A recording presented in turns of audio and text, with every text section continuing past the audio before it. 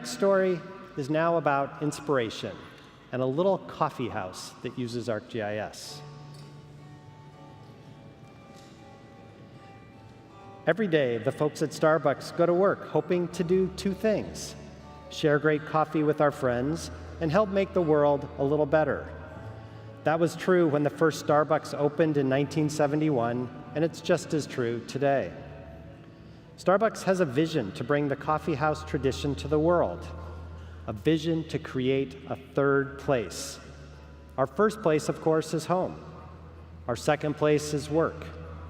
Starbucks has become the third place, the place that fosters conversation, enhances community, and invites innovation.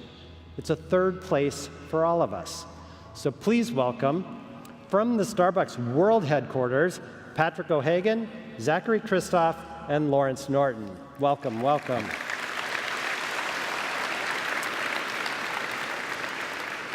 Now, before they start, I have another little short story. They invited me up to their world headquarters to meet the team, and they took me up to the secret 7th floor. And up there, they have this magical room, their tasting room. We go in, it's lined with cups and cups, hundreds of them with coffee beans. And you can imagine the aroma that was filling the room. And then they said, well, do you want to try some of our latest and newest brands? And what I said is, I'm sorry, I don't like coffee.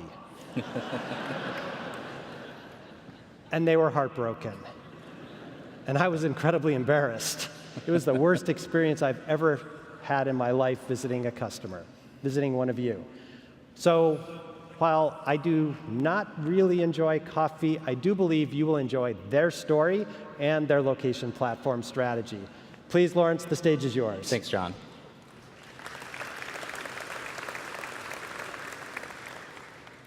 Welcome to Starbucks. How may I help you? Over 70 million customers every week hear that. It's because the customer is at the center of what we do. That's how we've become the third place. We've spent over 40 years building our relationship with many of you, our customers. Together, we've created a place for communities, conversations, and connections. Every day, Starbucks strives to provide a world-class customer experience in our coffee houses.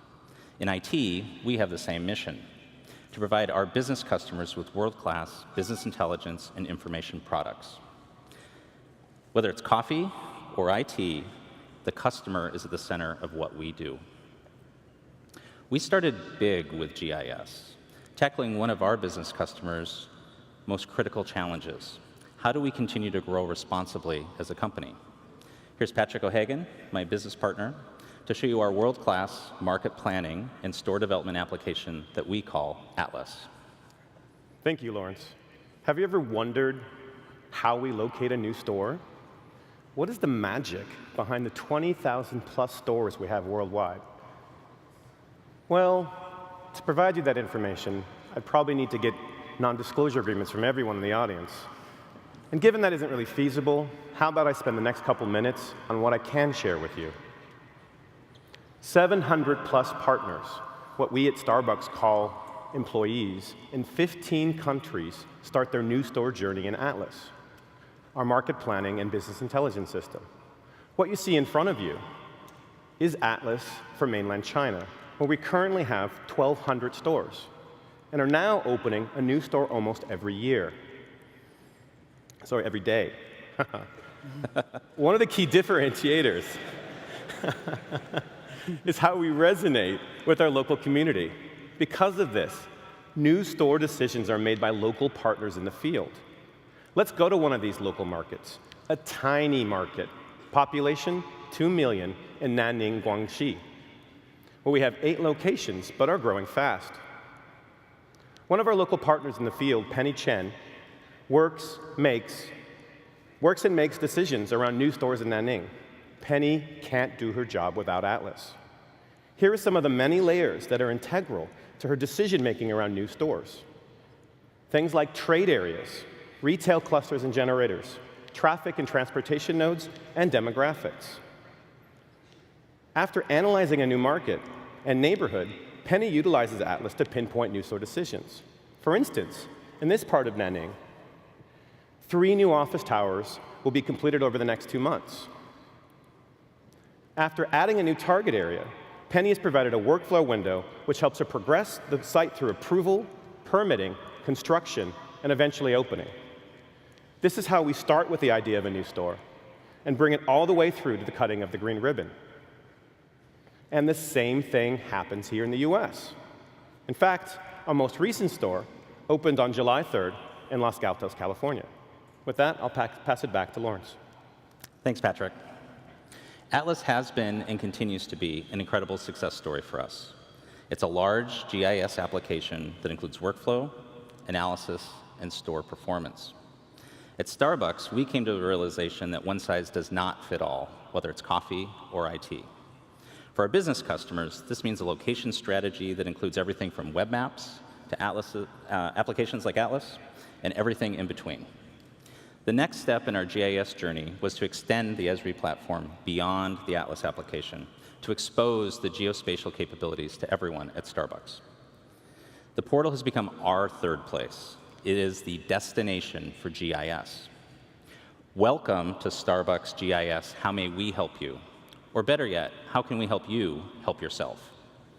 Let's take a quick peek behind the curtain to see a few of the valuable information products that we have on our portal today. Global safety and security needed an application to help them protect our Starbucks partners and assets.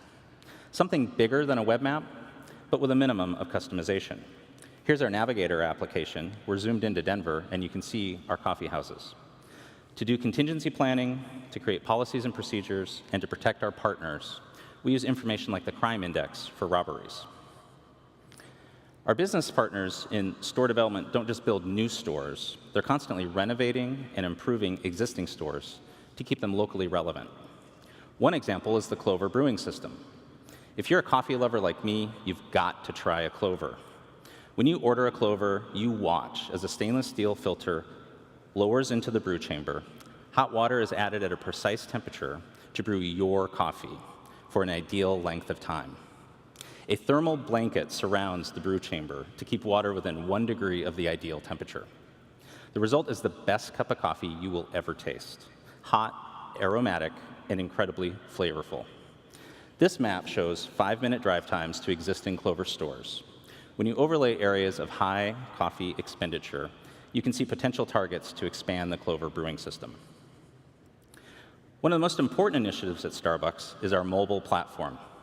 When we started offering the ability to mobile pay, customer satisfaction increased, and customers moved through the lines faster. We hear from customers that they love knowing how many stars they've collected and when they get their next reward, all on their phone. This map is an outlier analysis of smartphone ownership. The light green areas are islands of high smartphone ownership and otherwise low ownership areas. There are several areas in the southern US where smartphone ownership is generally low, but we have pockets of high outliers. Most of our coffee houses are in those locations. We want these customers to start using our mobile app. In addition to expanding the Starbucks experience to your smartphone, our new Starbucks Evenings initiative extends our beverage selection to a couple of my favorites, beer and wine. You heard it, beer and wine is coming to Starbucks.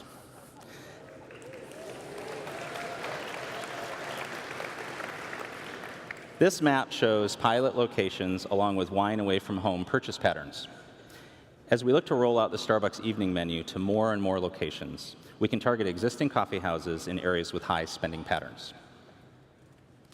With the success of the portal, exciting things are happening. This prototype application shows the integration of several indicators that are important to our business customers. We are reaching new business customers by integrating our enterprise business systems with our spatial data warehouse and web services to see the world and our business in new ways. Here we are looking at coffee purchase patterns along with current coffee house locations.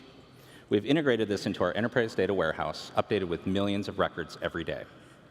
The power of this integration is in connecting it with our sales, which, as you can imagine, I can't show you. Our business customers care about both internal and external indicators. Here we are connecting to AccuWeather's forecasted real field temperature data. Let me tell you one of the secrets I can share. When it's really hot out, some people prefer a cold beverage. This forecasted temperature data can help localize marketing efforts. One example is over in Memphis. It's going to be really hot next week. We can select a group of coffee houses and get detailed information on past and future weather patterns, as well as store characteristics. We can use this to geo-design a localized promotion for Frappuccinos, helping us anticipate what our customers will be wanting a week in advance. We also look at major events and the impact they have on our coffee houses. Let's go to San Diego and see what's happening. We all know about this conference, but did you know that this weekend there'll be 150,000 people in town for the Pride Parade? As you can imagine, our local baristas will be serving a lot of customers. To ensure the best possible customer experience, we can use this local event knowledge to plan staffing and inventory. At Starbucks, we strive to have a positive impact everywhere, from our communities where farmers grow our beans, to our roasting plants and our neighborhood cafes. Sustainability and social responsibility are as important to us as it is to our customers. And this story map takes us on this journey from bean to cup. Malawi is nicknamed the warm heart of Africa due to its tropical climate and warm people. I think the Malawi coffee bean is just as inviting. Here are the farms where this amazing coffee is grown. The coffee bean is actually the seed of a coffee cherry. When they're ready, they're harvested, processed by local farmers. And to support the farmers in their communities, Starbucks developed coffee and farmer equity practices focused on workers' rights, economic transparency, and waste management. To help facilitate these standards, we've built farmer support centers all over the world. Here are the 3 we have in Africa. Once the beans are ready, they travel from the port of Nacala to Seattle, Washington, where the beans are tested for quality, roasted, packaged, and shipped to coffee houses all over the globe. When the beans are sold, programs like Ethos Water and Red's Global Fund help us serve communities in Africa and across the world. I hope you've enjoyed this behind-the-scenes sneak peek at how GIS works at Starbucks. We are creating the third-place destination for our business customers. Coffee or IT, the customer is at the center of what we do. Thank you.